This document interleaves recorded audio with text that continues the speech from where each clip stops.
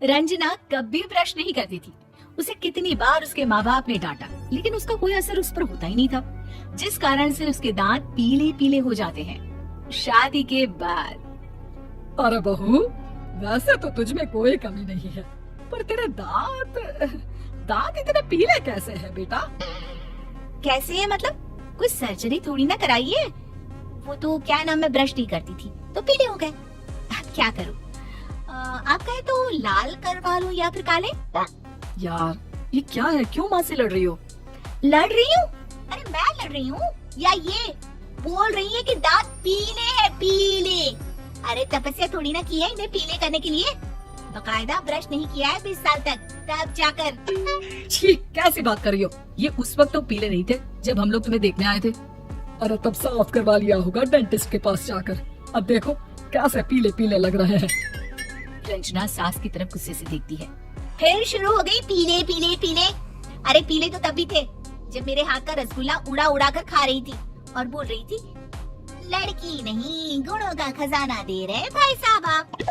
खैर, अब वो लोग करते भी तो क्या करते, पीले दांत वाली बहू पल्ले पड़ी थी तो झेलना तो था ही।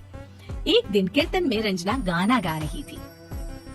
अरे कमला बहन, माँ का द्वार है, यहाँ तो सब शुद्ध होकर आते हैं, फिर अपनी बहू को ब्रश भी नहीं करवाती तुम। दूर से पीले पीले दांत भक्ति में बाधा उत्पन्न कर रहा है।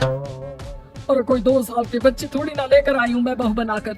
अच्छी खासी लड़की है, अरे कैसे करवाऊं ब्रश? ये तो उसे खुद करना चाहिए ना। अब माँ बाप तो इसके जैसे तैसे निपटा दिए, ये नहीं सोचा कि सास कैसे संभालेगी। सास बहू को लेकर घर आ जाती है, लेकिन सोच लेती है कि अब इसे लेकर कहीं नहीं जाएगी। अगले रोज बहू कहती है, अरे क्या हो गया, मंदिर नहीं जाना क्या? कीर्तन का वक्त हो रहा है। मेरी मधुर वाणी से कान्हा जी जागते हैं और सोते हैं। आप तो जानती है ना उनकी भक्ति में कितना मन लगता है मेरा। वो क्या है ना, तबीयत ठीक नहीं लग रही है मेरी, आराम करूंगी मैं। तबीयत ठीक नहीं लग रही? अभी तो मिथुन के गाने पर नाच रही थी आप, और अब बोल रही है कि तबीयत ठीक नहीं लग रही। अरे भक्ति में मन लगा लो सासू माँ, ऊपर जाना है, क्या मुंह दिखाओगी आप? हाँ, सास को बहू की बात पर गुस्सा आ जाता है। मैं क्या मुंह दिखाऊंगी, इसकी चिंता तो ना कर, समझी? अपने मुंह की चिंता कर, जो ये पीले पीले दांत लेकर हर जगह पहुंच जाती है। पता है लोग कितना मजाक बनाते हैं। ना जी ना, मैं नहीं जाना कहीं तेरे साथ। तो ये बात है। कोई ना, मत जाओ, मैं अपने कमरे में ही बैठकर भक्ति कर लूंगी। ऊपर वाला दांत थोड़ी ना देखता है, मन देखता है, भावना देखता है। और अरे बस बस, तू सब कुछ दिखा, बस ये सफेद चमकदार दांत ना दिखाना किसी को, है? जा यहाँ से। बहू को सास की बात का कोई फर्क नहीं पड़ता, वो तो जैसी थी वैसी ही रह जाती है। सुबह नहाकर किचन में खाना बनाना, फिर खाना खाना, कीर्तन भजन करना और सो जाना। एक दिन, माँ जी मैं सहेली के घर जा रही हूँ, शाम को लेट आऊंगी। हाँ हाँ तो जाना, मैंने कौन सा तेरी आरती करनी है घर पर बैठकर। रंजना सहेली के घर जाती है, जहाँ वो पार्टी में जाने की तैयारी कर रही होती है। अरे शिखा, कहाँ जाने की तैयारी कर रही है? मैं गलत वक्त पर आ गई क्या? अरे नहीं यार, उल्टा सही वक्त पर आई है। मैंने ये साड़ी और ज्वेलरी निकाली है यार, शाम को इनके ऑफिस की एक पार्टी में जाना है। बताना कैसा लग रहा है ये सब? नहीं यार, इस ड्रेस के साथ तो वो वाली ज्वेलरी अच्छी लगेगी। हाँ हाँ सही बोल रही है, मैंने ध्यान ही नहीं दिया। वैसे तो हमेशा से मस्त फैशन सेंस रखती है। तो बड़ा जाती होगी ना पति के साथ पार्टी में।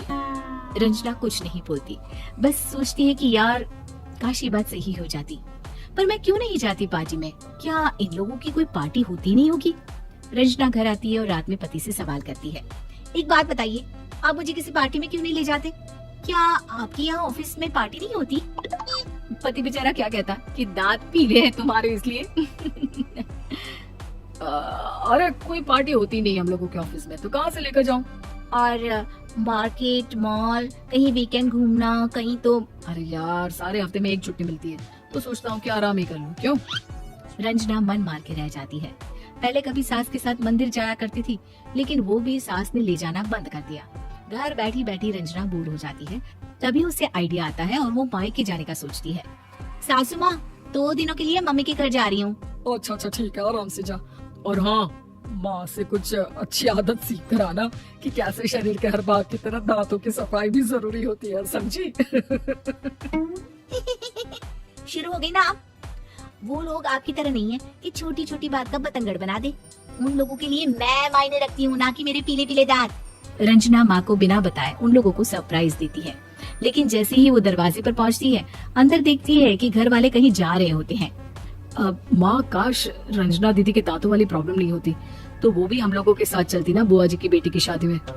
हाँ बेटा, लेकिन अब उसे कौन समझाए कि उसको उसके पीले दांत नहीं दिखते, लेकिन उसके आसपास के लोगों को कितना एम्बैरेसिंग फील कराते हैं। मुझे तो कितनी बार उसके स्कूल की टीचर ने शिकायत की कि उसके साथ कोई लड़की बैठना भी नहीं चाहती, और ना ही कॉलेज में कोई उससे बात करना चाहता था, लेकिन पता नहीं क्यों उसे ये बात समझ में ही नहीं आती। कोई कमी नहीं है उस लड़की में, बस यही के दांत पीले हैं। वो तो भला हो जीजा जी और उनकी माँ का, जो दीदी को जैसी है वैसे ही रखा हुआ है। रंजना को अपने घर वालों की बात सुनकर बहुत दुख होता है। वो सोचती है कि वो क्या करे, लेकिन फिर वो सीधा डेंटिस्ट के पास जाती है, अपने दांत चमकाती है और कसम खाती है कि वो रोज ब्रश करेगी। और क्या हो गया, तुम तो 2 दिनों के लिए गई थी ना, पर कोई ना, अच्छा है चलो आ गई तो।